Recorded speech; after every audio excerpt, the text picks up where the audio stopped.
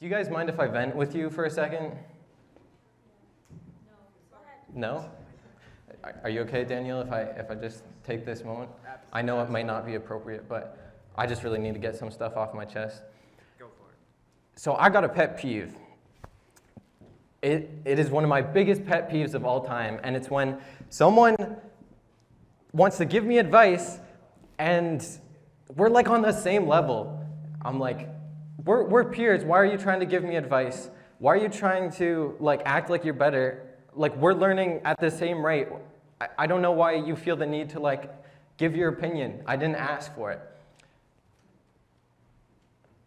I was at my old youth group in Ontario, and I was the drummer there. And one night we were finishing up a drum set, and well, I was on the drums. I don't think we were all playing a drum set. We were finishing up a set, and I step off the drums, and this kid comes up to me, and he's about the same age, and his name is Tyler.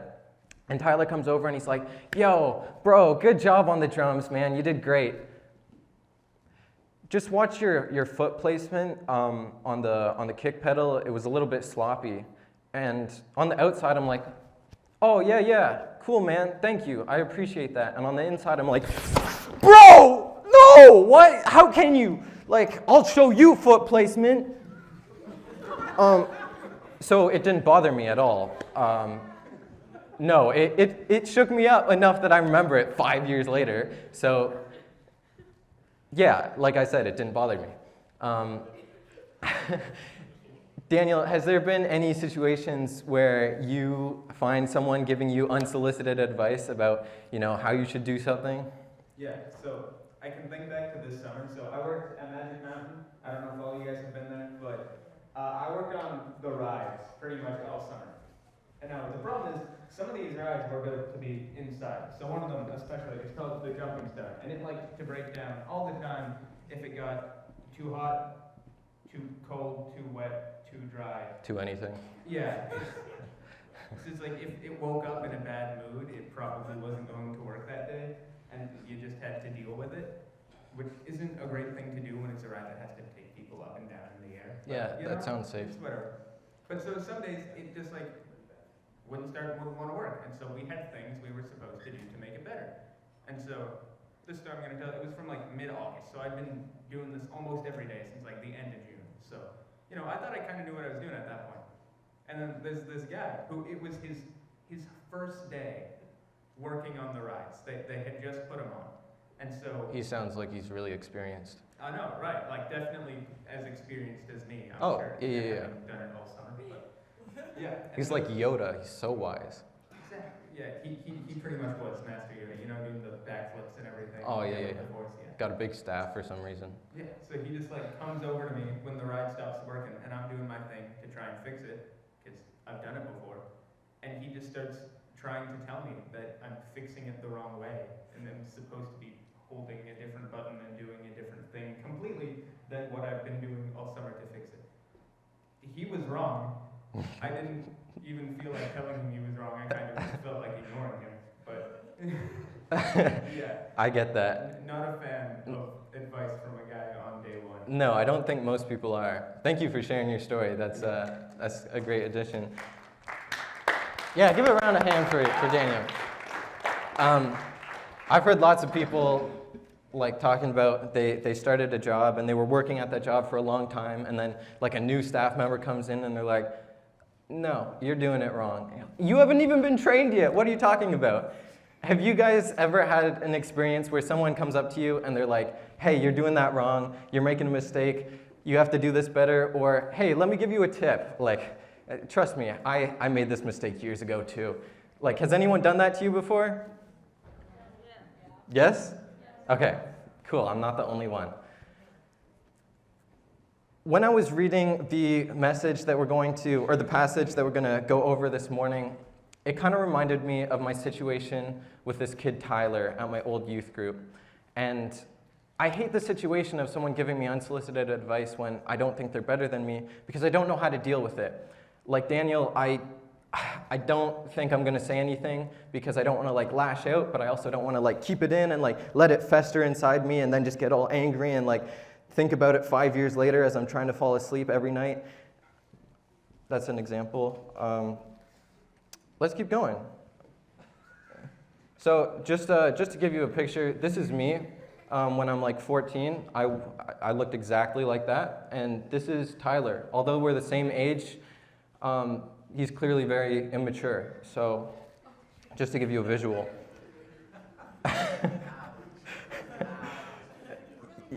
Okay, so yeah, he's very short, yeah.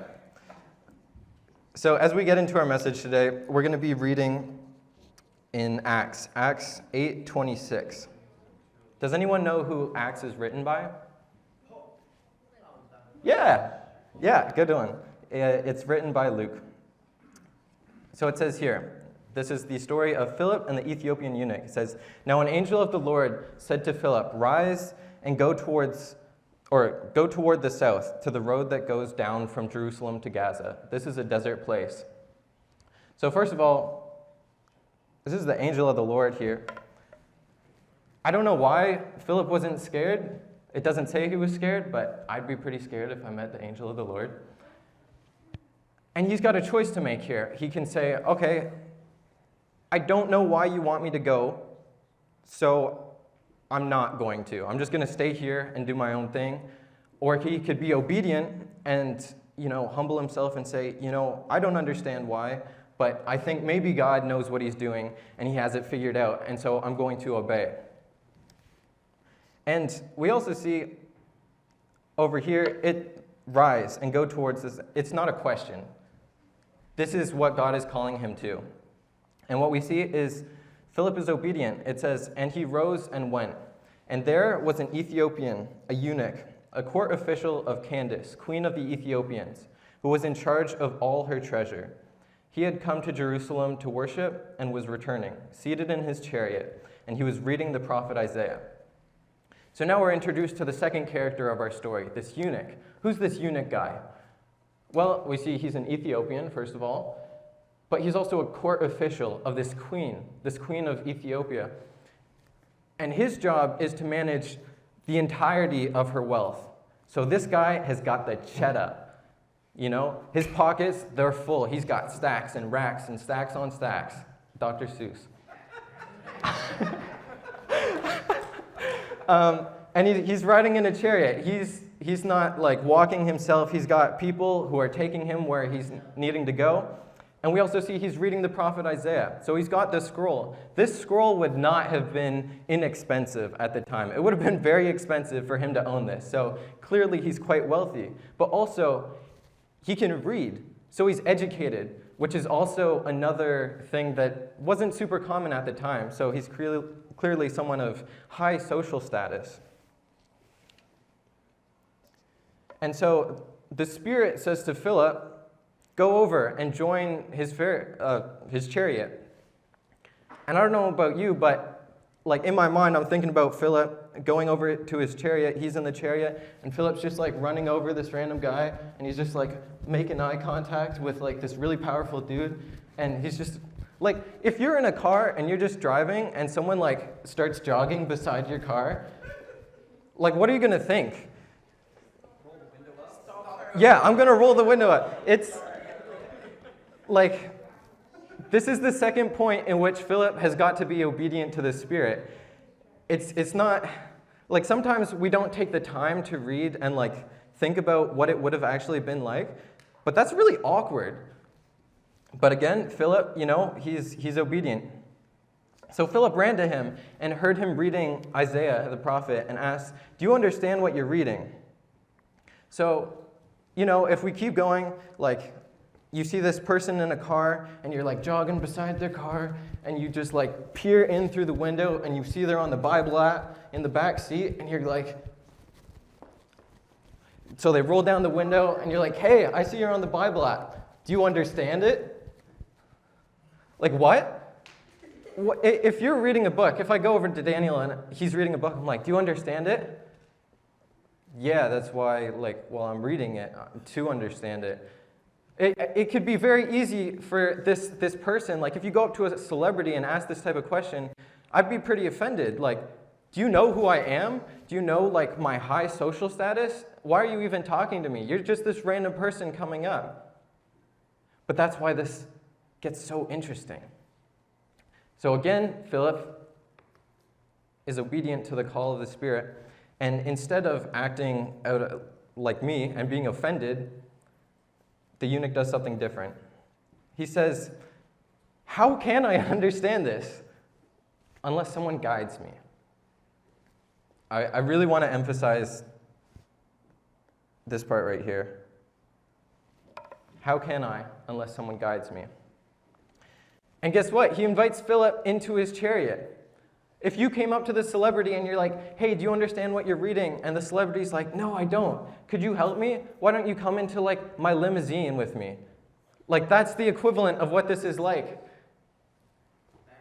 It takes a lot of humility for this person of high status to recognize, hey, I don't have it all figured out, at least not in this area. In this area, I can use guidance. I will humble myself because I realize that there's still more to learn.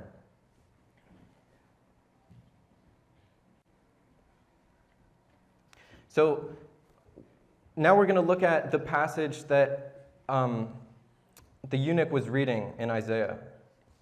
It says, "Like a sheep, he was led to the slaughter, and like a lamb before its shearer is silent, so he opens not his mouth. In his humiliation, justice was denied him. Who can describe his generation? For his life is taken away from the earth." Does anyone know what this is talking about?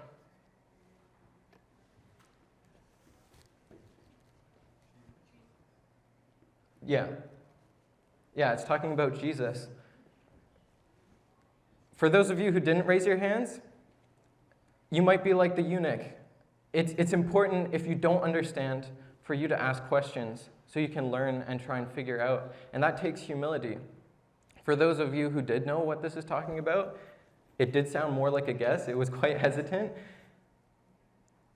But we also know that because we've grown up in church. This eunuch is not a Jewish person. He isn't aware of Jesus yet. And so he's about to ask a question about this passage because he doesn't understand. But it's important that we model the eunuch in this situation, that we seek answers, that we ask questions when we don't understand. And it's so important that we're in this community, in this church, where we have a community that we can be reaching out to so we can ask questions, so we can understand, so we can learn and grow together. If you don't understand what you're reading in the Bible, feel free to come up to me and ask. Feel free to go to Pastor Chad and ask. Feel free to go to Roger and ask. If we don't know, we'll go and try and figure it out and come back to you. But it's so important that if you have these questions, you don't just let them sit and fester, but you go and actually seek these answers like the eunuch did. So, yes, this passage is about Jesus and it's about his crucifixion. And what's interesting is we see this eunuch being humbled and allowing himself to learn, but there's this cool parallel between him modeling Jesus, because Jesus humbled himself first to go into a human body, this like high divine being put into a human body. That takes a lot of humility, and then he's humiliated on the cross as well. And so Philip takes this opportunity to tell him about Jesus. It says, and the eunuch said to, the eunuch was asking, is this about the author? Is this about Isaiah or someone else? Because he's unaware about Jesus. And so Philip is able to take this opportunity. He opens his mouth. Once more, he is obedient to the call of the Spirit. And beginning with this scripture, he told him the good news about Jesus.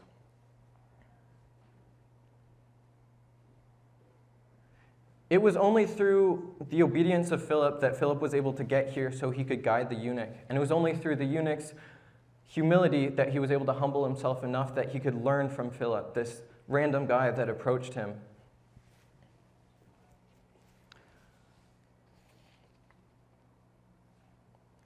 Imagine you had been led by God and the Spirit to find someone who was really important, this celebrity, this guy that was really powerful, held to high esteem, and they just give you this perfect opportunity like, hey, could you tell me who Jesus is?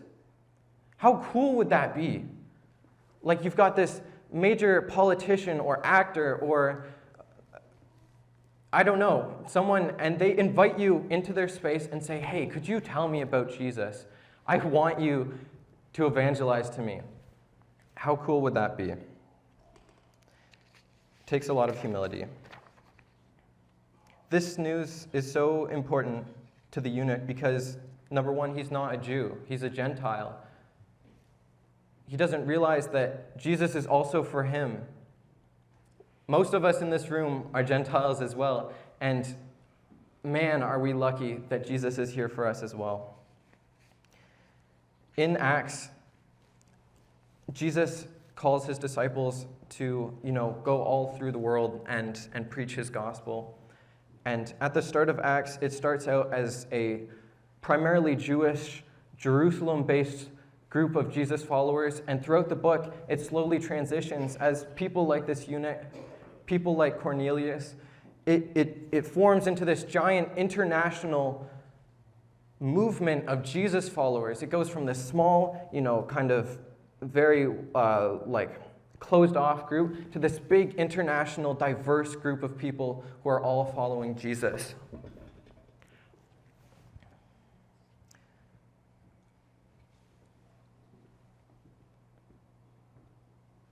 Because his disciples were willing to open their mouths and actually be obedient. It was through their obedience that the good news of Jesus was able to be shared.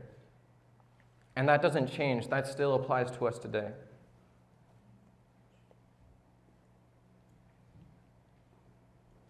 It says, "And as they were going along the road, they came to some water. And the eunuch said, 'See, here is water.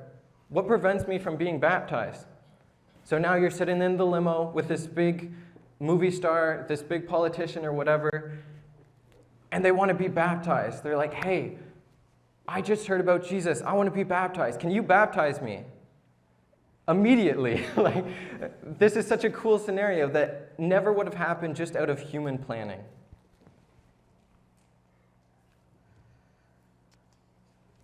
But it gets even crazier. "And when they came up out of the water, the Spirit of the Lord carried Philip away, and the eunuch saw him no more and went on his way rejoicing." So Philip comes out of the water, and he's not in the same water, he's not in the same city, he's not in the same place at all. And the eunuch is there in the water, and he's just chilling and being like, all right. Because it's not the craziest thing that happened to him today. He found out about Jesus, and to him, that is way more crazy than someone just teleporting out of there like Marty McFly. Yeah. So aside from all the jokes today, the bottom line is, through Philip's obedience, God was able to lead Philip to evangelize to the eunuch. And through the eunuch's humility, he was able to discover Jesus and the truth about him. We need humility. We need humility to listen. We need obedience. We need obedience to act. With humility, God can guide us. And with obedience, God can use us. Do you see how these two things go hand in hand here and how we need them both? You humble yourself enough to hear what God is saying to you and to realize, okay, maybe I don't know what's best. Maybe I don't have all the information. Maybe God has more experience and wisdom. I will consider what he has to say. And then obedience is, okay, maybe I don't understand why I have to do this, but God is asking me to do it anyway. Obedience is saying, I may fear what I have to do and not understand it, but I'm going to do it anyway. You have humility to hear what God has to say, and then obedience to act on what he asks you to do. We need humility to listen, and we need obedience to act. So, you guys remember the story I was telling you about my friend Tyler at my old youth group? Well, on Friday night, I went to his YouTube channel, and I took some screenshots so I could show you some pictures of him. This is Tyler today, or recently at least. And, you know, if I'm telling you the truth, Tyler was completely right about his advice. He was totally accurate. I needed to make those changes. And I quickly realized he was a way better drummer than I was. He was completely qualified to be giving me advice. But I didn't take it at all. It was my ego and it was my pride that prevented me from growing at all. I was more concerned with being offended than I was with becoming a better drummer and listening to the advice, having someone to guide me.